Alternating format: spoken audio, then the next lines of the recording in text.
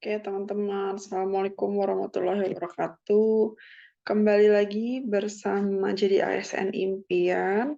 Sebelumnya aku mau mengucapkan selamat kepada teman-teman yang telah pengumuman kelulusan CPNS-nya.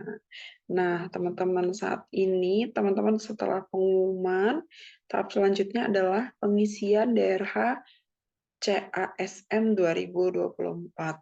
Mungkin teman-teman ada yang sudah mulai mengisi atau masih sekarang ada yang masih bingung gimana sih cara ngisi DRH-nya.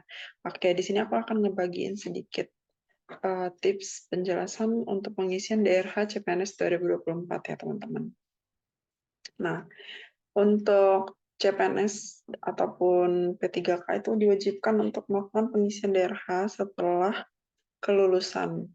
Nah, untuk pengisian DRH ini sendiri, jadi kalau teman-teman di sini memutuskan ya di tahap pertama nanti dia akan menampilkan halaman seperti ini. Jadi teman-teman apakah memutuskan untuk mengundurkan diri ataukah melanjutkan untuk pengisian DRH. Nah, jadi kalau teman-teman itu memutuskan untuk mengundurkan diri, maka teman-teman bisa memilih di sini ada pertanyaan, demikian ya, apakah Anda ingin melanjutkan pengisian DRH dan pemberkasan CASN? Nah, kalau teman-teman mau mengundurkan diri, maka teman-teman mengisi tidak, saya ingin mengundurkan diri. Nah, secara langsung nanti teman-teman akan diproses pengunduran dirinya dan tidak perlu melanjutkan untuk pengisian daftar riwayat hidup. Gitu, teman-teman. Kemudian kalau teman-teman tadi ingin mengundurkan diri dan teman-teman juga harus mengunggah surat pengunduran diri ya. Apa alasan teman-teman melakukan pengunduran diri? Oke. Kemudian untuk teman-teman yang memilih untuk melanjutkan ke pemberkasan, teman-teman bisa memilih ya di pertanyaan apakah Anda ingin melanjutkan pengisian daftar riwayat hidup dan pemberkasan? Teman-teman silakan pilih ya dan teman-teman mulai pengisian daftar riwayat hidup. Nah, jadi teman-teman untuk langkah pertama pengisian daftar riwayat hidup itu adalah mengisi data perorangan ya. Di situ berisikan biodata calon ASN dan kolom yang ditandai bintang merah nanti di situ ada itu wajib diisi. Jadi isi biodata, alamat dan juga keterangan lainnya. Oke, harap teman-teman lakukan dengan teliti dan hati-hati ya, karena data yang diisikan itu adalah data yang teman-teman nanti gunakan untuk pemberkasan CSN dan tidak dapat diubah setelah kalian mengirim daftar riwayat hidup. Oke, nah kita mulai nih teman-teman. Jadi nanti untuk halaman daftar riwayat hidup yang pertama, itu teman-teman melakukan pengisian data perorangan ya. Jadi data perorangan ini harus diisi dengan teliti ya teman-teman, karena nanti tidak bisa diubah setelah kalian mengakhiri proses pengisian DRH. Tapi selama belum mengakhiri masih bisa diubah. Oke, di sini ada nomor induk kependudukan. Silakan isikan nomor induk kependudukan teman-teman ya, sesuai dengan KTP masing-masing. Kemudian di situ ada nama KTP ya, di KTP namanya siapa, dan juga nama sesuai dengan ijazah. Kemudian nama di situ namanya mungkin bisa dituliskan nama ya sesuai dengan ijazah tanpa gelar ya. Jadi hanya dituliskan nama saja tanpa gelar. Kemudian di situ ada gelar depan ijazah ya. Itu kalau teman-teman yang punya gelar depan, misalnya gelar dokter ataupun doktor, profesor ya, itu silakan diisi. Tapi kalau teman-teman tidak memiliki gelar depan, maka tidak perlu diisi. Nah, teman-teman bisa memilih gelar belakang ijazah. Ya, gelar belakangnya diisikan dengan gelar yang berupa singkatan, misalnya Skom, SE, SH, dan juga lain sebagainya. Tidak perlu dipanjangkan sarjana ekonomi dan lain sebagainya. Kemudian teman-teman bisa mengisi tempat lahir ya, tempat lahir ijazah teman-teman isikan, kemudian tanggal lahirnya sesuai dengan ijazah, dan jenis kelaminnya silahkan dipilih. Oke, kemudian status perkawinannya nih dipilih. Nah, kalau teman-teman yang kemarin itu pada saat CPNS belum menikah dan sekarang sudah menikah, maka status perkawinannya silakan dipilih sudah menikah ya. Tidak perlu lagi memakai data yang lama, dipilih saja yang sudah menikah. Kemudian masukkan nomor telepon, terus tempat lahir di KTP teman-teman, tanggal lahir KTP, agamanya, email, dan juga nomor handphone yang aktif.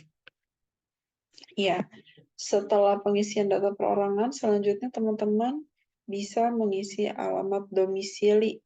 Silakan isi mulai dari provinsi, kabupaten kota, kecamatan, kelurahan, sampai ke jalan dan alamat lengkapnya. Ya. Kemudian ada keterangan lainnya di situ, teman-teman. Silakan isikan tinggi badan, berat badan, warna rambut, bentuk rambut teman-teman, bentuk muka, warna kulit, ciri khas, cacat tubuh, ini biasanya diperuntukkan bagi disabilitas ataupun cacat tubuhnya apa gitu, hobinya, keterangan hobinya, dan statusnya sedang hamil ataukah tidak. Jadi teman-teman nanti bisa diisi dengan jelas ya. Setelah mengisi alamat domisili, nanti di situ ada captcha-nya. Silakan isikan captcha sesuai dengan yang muncul, nomor dan juga angkanya yang muncul berapa. Kemudian pilih selanjutnya. Oke. Nah, kemudian untuk kolom hobi ya, kolom hobi itu bisa diisi lebih dari satu jenis hobi. Misalnya teman-teman punya 3 jenis hobi, silakan dipilih 3 jenis hobi, ataupun 2 jenis hobi, silakan dipilih hobi teman-teman di situ. Oke, nah di situ ya untuk kolom hobinya bisa dipilih tadi lebih dari satu. Silakan ditulis keterangan hobinya juga. Oke. Kemudian kita selanjutnya mengisi data pendidikan ya. Nah, teman-teman perlu diingat pendidikan ini tidak bisa ditulis pendidikan yang lebih tinggi dari teman-teman yang lamar ataupun pendidikan setingkat yang berbeda dengan teman-teman kemarin pada saat melamar. Misalnya teman-teman melamar untuk formasi sarjana. Kalaupun teman-teman sudah memiliki ijazah S2, ijazah S2-nya itu tidak bisa dimasukkan ke dalam data pendidikan ini. Hanya data pendidikan yang terdaftar pada saat teman-teman mendaftar kemarin ya. Oke. Kemudian di sini kita lihat ya, kita tambahkan data pendidikan ya, teman-teman. Bisa dimulai dari SD, SMP, SMA, sarjana, ataupun teman-teman yang S2. Masukkan di situ ada tingkatannya, nama sekolahnya, akreditasi, tempat, nomor ijazah, tanggal ijazah, penandatanganan ijazah, gelar depan, gelar belakang, dan juga aksi. Bisa dirubah kalau ada kesalahan. Oke. Kemudian untuk ubah data pendidikan, misalnya untuk tingkat pendidikannya sarjana, jurusannya di situ teman-teman masukkan misalnya akuntansi, masukkan juga nama sekolah atau perguruan tingginya, gelar depannya apabila ada, dan juga gelar belakangnya. Untuk akreditasi sekolahnya, tempatnya, nomor ijazah, tanggal ijazah, dan juga nama pejabat penandatanganan ijazah. Nah, jadi teman-teman perlu diketahui ya, bahwa peserta itu tidak dapat menambahkan pendidikan lain yang setingkat dengan pendidikan yang digunakan untuk melamar, ataupun pendidikan yang setingkat lebih tinggi. Jadi misalnya teman-teman sarjana, ya teman-teman hanya bisa mengisi dari SD, SMP, SMA, dan sarjana. Tidak bisa diisikan untuk S2-nya. Nah, ditambahin pendidikannya dari SD, SMP, dan juga SMA. Oke. Kemudian di sini ada beberapa ketentuan ya pengisian data riwayat pendidikan dan juga kursus pelatihan ya. Jadi di situ teman-teman isi riwayat pendidikannya dengan riwayat pendidikan formal ya teman-teman. Mulai dari SD ya. Mulai dari SD teman-teman bisa isikan. Oke. Selanjutnya untuk tingkat pendidikan SD, SMP, SMA, silakan masukkan jurusan sekolah dasar atau SLTP, SMP, SLTA, atau SMA-nya sesuai dengan nomenklatur jenis sekolahnya di ijazah. Ya. bisa ditulis di situ sesuai dengan nomenklaturnya. Kemudian untuk tingkat pendidikan SMK, maka masukkan nama jurusan SMK-nya. Nah, untuk tingkat pendidikan perguruan tinggi, masukkan nama program studinya ataupun jurusan yang sesuai dengan ijazah teman-teman, ya. Oke. Nah, oke, selanjutnya setelah sampai di situ,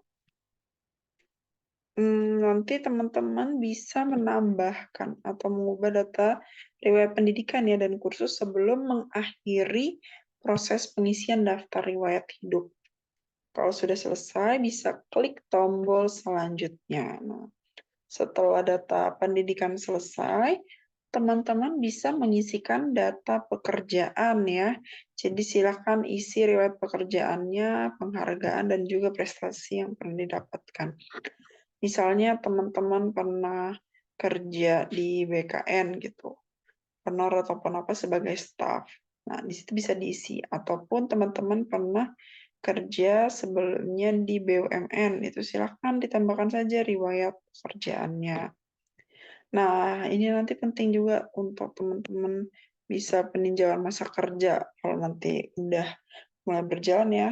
Peninjauan masa kerja itu dia bermanfaat bisa menambahkan gaji teman-teman. Tuh. Oke, selanjutnya bisa teman-teman tambahkan lagi ada tanda jasa ataupun penghargaan dan prestasi teman-teman.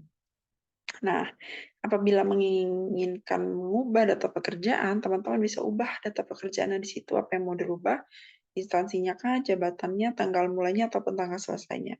Kemudian silakan klik simpan.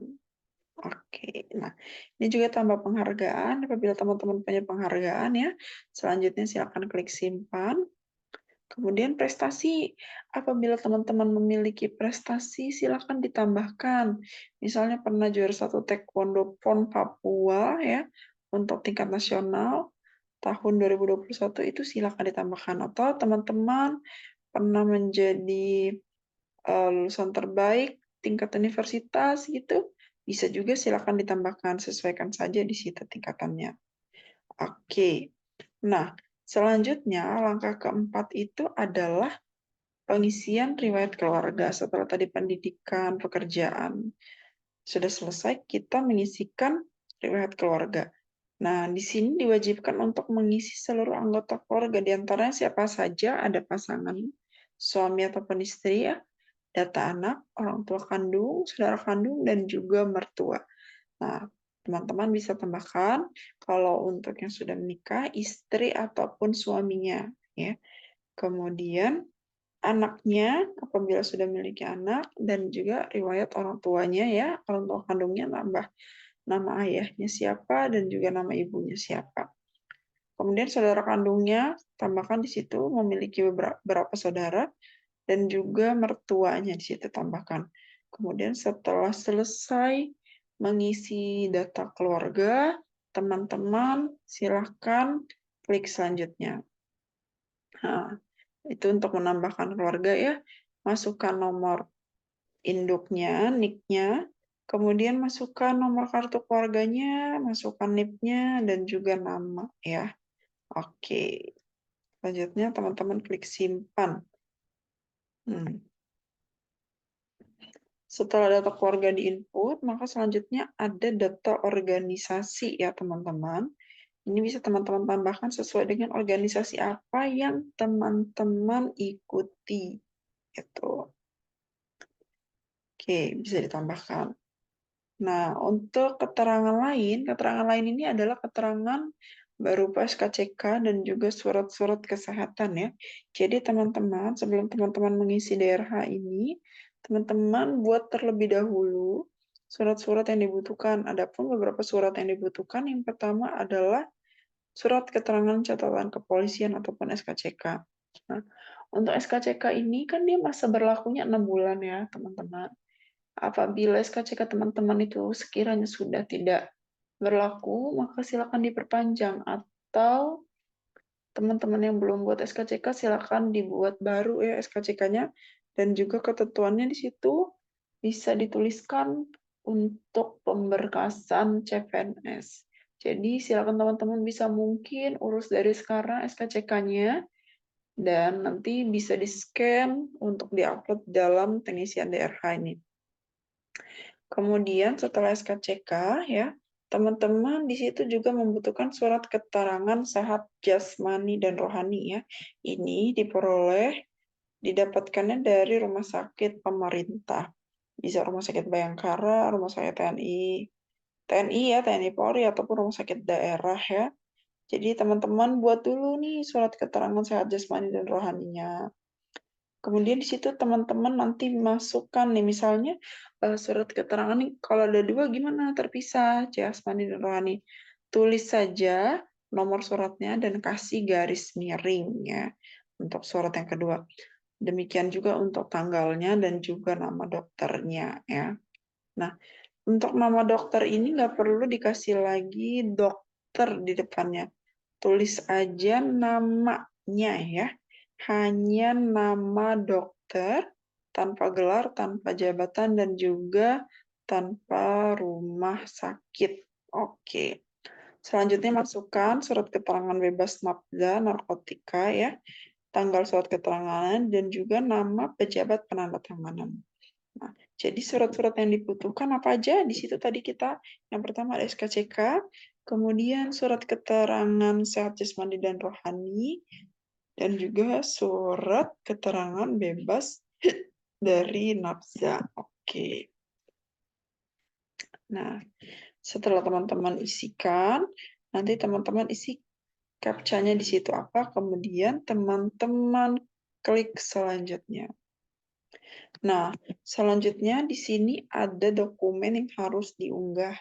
Beberapa dokumen yang harus diunggah ini nanti teman-teman silakan cetak dulu ya dan periksa DRH-nya dengan menekan kedua tombol cetak di bawah. Nah, jadi kalau misalkan ada perbaikan, teman-teman silakan kembali. Kalau ada kesalahan sebelum mengakhiri proses pengisian DRH itu, silakan teman-teman cek kembali ya. Oke. Kemudian teman-teman bisa cetak DRH perorangan dan juga cetak DRH riwayat ya. Jadi jenis dokumen ada beberapa yang harus teman-teman unggah. Yang pertama itu file scan surat pernyataan 5 poin ya. Ini sesuai PKBKN nomor 14 tahun 2018 untuk CPNS ataupun PKBKN nomor 1 tahun 2019 untuk P3K. Dan ini sudah dibubuhi materai serta ditandatangani oleh CASN. Ukuran file ini maksimal 1000 KB dan formatnya adalah PDF. Untuk format filenya itu disediakan ya di DRH teman-teman di CASN. Kemudian scan SKCK-nya ya. Nah, di situ keterangannya SKCK-nya itu yang masih berlaku 3 bulan ke depan ya, teman-teman. Jadi saran saya apabila teman-teman yang buat SKCK-nya itu kemarin sebelum pengumuman, mending diperpanjang lagi ya. Karena di situ syarat SKCK-nya itu yang masih berlaku sampai 3 bulan ke depan. Oke, jadi diperhatikan lagi ya tanggal pembuatan SKCK-nya teman-teman. Kemudian di situ ada file scan daftar riwayat hidup ya, yang diisi dan diunduh dari pengisian DRH pada web SSCASN yang digabung menjadi satu file dan sudah dibubuhi materai serta sudah ditandatangani oleh calon ASN. Kemudian ada lagi scan surat keterangan tidak mengkonsumsi narkotika, psikotropika, prekursor, dan zat aditif lainnya. Nah, surat ini juga sudah ditandatangani oleh dokter dari unit pelayanan kesehatan pemerintah. Kemudian ada scan surat keterangan sehat jasmani dan rohani ya. Dan ini teman-teman harus diingat dokternya itu statusnya harus PNS atau dokter yang bekerja pada unit pelayanan kesehatan pemerintah. Jadi tidak boleh dokter swasta ya, teman-teman. Tidak dari rumah sakit swasta. Oke. Kemudian ada file scan surat lamaran CASN ya. Ini ditujukan kepada instansi yang Anda lamar. Oke, nanti sistem akan menampilkan surat lamaran pada awal pendaftaran jika ada. Jadi disesuaikan lagi ya. Kemudian setelah itu, ketentuan unggah dokumennya, berkasnya itu minimal 100 KB ya teman-teman. Jadi jangan sampai pecah juga dan juga tidak terbaca pada saat teman-teman men-scan dokumen-dokumen tersebut. Nah, sebelum teman-teman akhiri proses pengisian DRH, teman-teman harap cek kembali unggahan teman-teman apakah sudah terupload dengan baik dan tidak ada kerusakan file, ya. Jadi dilihat lagi, dipastikan lagi sebelum teman-teman akhiri proses pengisian DRH. Nah, nanti DRH-nya dicetak teman-teman. Nah, ini contohnya nih untuk keterangan perorangan tadi yang sudah teman-teman isi. Di situ akan ada data-datanya, namanya, NIK-nya, kabupaten, kota, tanggal lahir, jenis kelamin, dan keterangan-keterangan lainnya. Untuk data pendidikan juga akan tampil seperti ini, ya. Riwayat pekerjaan, riwayat keluarga, ya, ada orang tua, saudara, mertua, dan juga ada keterangan organisasi dan juga keterangan lain-lain, ya. Keterangan lain-lain ini di sini ada SKCK, surat keterangan sehat, surat keterangan bebas nafsa, dan juga keterangan lain yang dianggap perlu. Oke, nah, jadi DRH tadi itu telah ditandatangani wajib diunggah dengan multi-page atau hasil cetakan DRH perorangan, dan DRH-nya DRH riwayat itu di-scan menjadi satu halaman, lalu diunggah di kolom yang sama. Oke, nah jadi teman-teman masih bisa ngubah pengisian data sebelum klik tombol akhiri proses pengisian DRH, ya. Jadi tombol akhiri proses pengisian DRH itu baru dapat diklik jika seluruh unggahan dokumen persyaratannya telah lengkap diunggah. Oke, teman-teman, demikian tadi untuk panduan pengisian DRH. Nah, untuk teman-teman yang masih bingung, silakan komen di video berikut kira-kira apa yang mau ditanyakan biar nanti bisa kita jelaskan. Oke, terima kasih teman-teman. Assalamualaikum warahmatullahi wabarakatuh.